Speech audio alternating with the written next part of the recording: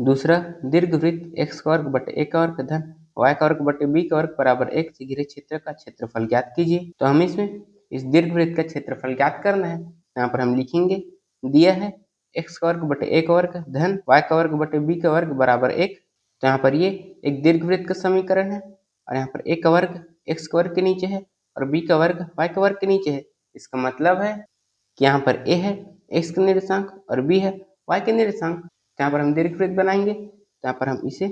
इस तरह बनाएंगे। तो यहाँ पर ये हो जाएगा 0, 0 और यहाँ पर x अक्ष निर्देशांक है a, तो यहाँ पर आ जाएगा a, 0, फिर यहाँ पर ऋण a, 0 और यहाँ पर y अक्ष के निर्देशांक है b, तो यहाँ पर आ जाएगा 0, b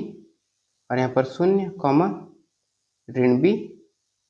फिर हम इस दीर्घवृत्त का क्षेत्रफल ज्ञात करेंगे और यहाँ पर एक दीर्घवृत्त भी 4 बराबर बराबर हिस्सों में बटा हुआ है। तो दीर्घवृत्त का क्षेत्रफल ज्ञात करने के लिए हम इन चारों में से किसी एक क्षेत्र का क्षेत्रफल ज्ञात करेंगे, फिर हम उसका 4 से गुणा करेंगे। तो यहाँ पर हम इस क्षेत्र का क्षेत्रफल ज्ञात करेंगे। तो यहाँ पर हम इसका क्षेत्रफल x अक्ष के अनुदिश भी ज्ञात कर सकते हैं और y अक्ष के अनुदिश भी ज्ञात कर सकते हैं। तो जब हम इसका क्षेत्रफल x अक्ष के अनुदिश ज्ञात करेंगे तो यहाँ पर लिमिट हो जाएगा 0 से a और हम इसमें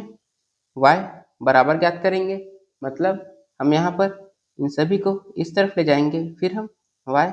बराबर ज्ञात करेंगे और अगर हम इसका क्षेत्रफल y अक्ष के अनुदिश ज्ञात करेंगे तो यहाँ पर लिमिट हो जाएगा 0 से b और हम इसमें x बराबर ज्ञात करेंगे। मतलब हम इन सभी को इस तरफ ले जाएंगे, फिर हम x बराबर ज्ञात करेंगे। तो यहाँ पर हम इस क्षेत्र का क्षेत्रफल x अक्ष के अनुदिश ज्ञात करेंगे। यहाँ पर लिमिट हो जाएगा 0 से a और हम इसमें y बराबर ज्ञात करेंगे। यहाँ पर हम इसे इस तरफ ले जाएंगे, यहाँ पर आ जाएगा y का वर्ग बटे b का वर्ग बराबर, यहाँ पर आ जाएगा 1 ऋण यहाँ पर x का वर्ग बटे a का वर्ग, फिर यहाँ पर y का वर्ग बटे b का वर्ग बराबर, हम इसका इसमें गुणा करेंगे तो यहाँ पर आ जाएगा a का वर्ग ऋण यहाँ पर x का वर्ग बटे यहाँ पर a का वर्ग, फिर हम इसे भी इस तरफ ले जाएंगे तो यहाँ से y का वर्ग बराबर आ जाएगा b का वर्ग बटे यहाँ पर a का वर्ग और यहाँ पर a का वर्ग ऋण x का वर्ग, फिर हम वर्ग को भी इस तरफ ले जाएंगे तो यहाँ से y बराबर आ जाएगा धन ऋण करनी b का वर्ग बटे a का वर्ग, यहाँ पर a का वर्ग ऋण x का वर्ग, फिर यहाँ पर ये वर्ग में है इसीलिए यहाँ पर ये करनी से बाहर आ जाएगा और यहाँ पर हम मान प्रथम चतुर्थांश में ज्ञात कर रहे हैं जहाँ पर x और y दोनों धनात्मक है। तो इसका मतलब है कि यहाँ पर ये धनात्मक रहेगा। तो यहाँ पर आ जाएगा b बटे a और यहाँ पर करनी a का वर्ग ऋण x का वर्ग। तो यहाँ पर हमने y बराबर ज्ञात कर लिया। तो अब हम दीर्घवृत्त का क्षेत्रफल ज्ञात करेंगे। तो यहाँ पर आ जाएगा दीर्घवृत्त का क्षेत्रफल बराबर 4 गुणा छायांकित भाग का क्षेत्रफल, 4 गुणा छायांकित भाग का क्षेत्रफल हो जाएगा। समाकलन लिमिट है 0 से a तक y dx,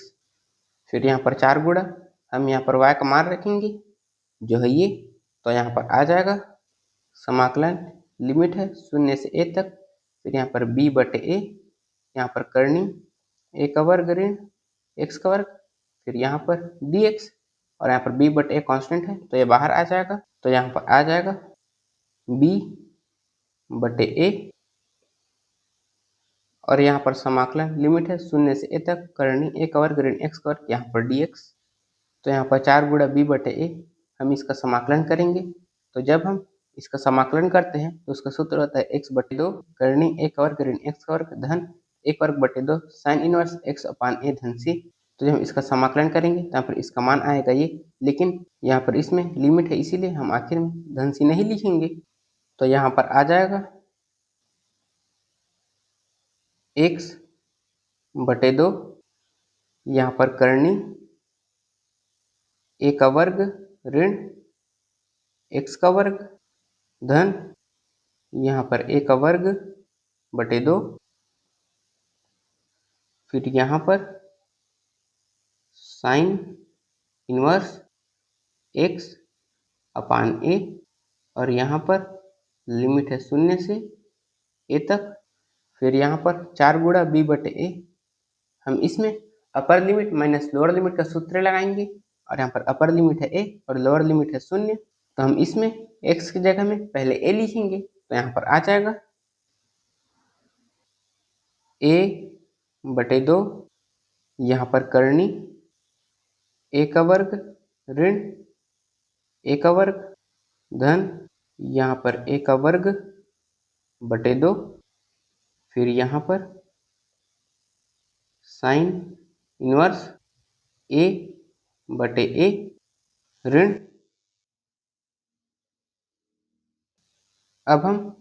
इसमें x की जगह में 0 लिखेंगे, तो यहाँ पर आ जाएगा 0 बटे 2, फिर यहाँ पर करनी यहाँ पर a का वर्ग ऋण 0 धन यहाँ पर आ जाएगा a का वर्ग बटे 2, फिर यहाँ पर साइन इनवर्स 0 बटे a, फिर यहाँ पर इससे यह कट जाएगा, तो यहाँ पर आ जाएगा 1, फिर यहाँ पर 4 गुणा b बटे a, यहाँ पर हम इसमें इसे घटाएंगे, यहाँ पर आ जाएगा 0, फिर 0 का इसमें गुणा करेंगे, यहाँ पर ये 0 हो जाएगा, तो यहाँ पर आ जाएगा 0 धन यहाँ पर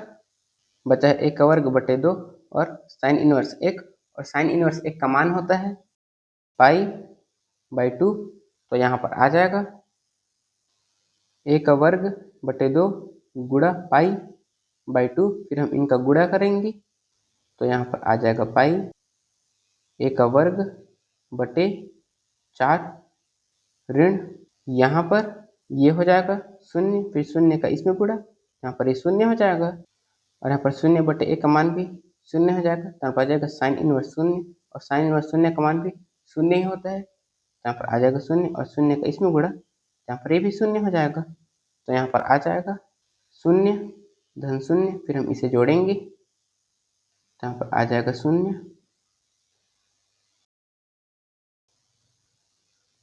फिर यहाँ पर 4 गुणा b बटे a, हम इसमें इसे घटाएंगे, तो वापस यही मिलेगा, और जब हम इसमें इसे जोड़ेंगे, तो यहाँ पर आ जाएगा पाई a का वर्ग बटे 4, फिर यहाँ पर इससे ये कट जाएगा और इससे ये कट जाएगा, तो यहाँ पर आ जाएगा पाई ए बी, और यहाँ पर एक क्षेत्रफल है इसीलिए यहाँ पर आ जाएगा वर्ग इकाई। तो यहाँ पर हमने इस दीर्घवृत्त का क्षेत्रफल ज्ञात कर लिया है, और यहाँ पर इसका मान आया है पाई ए बी वर्ग इकाई।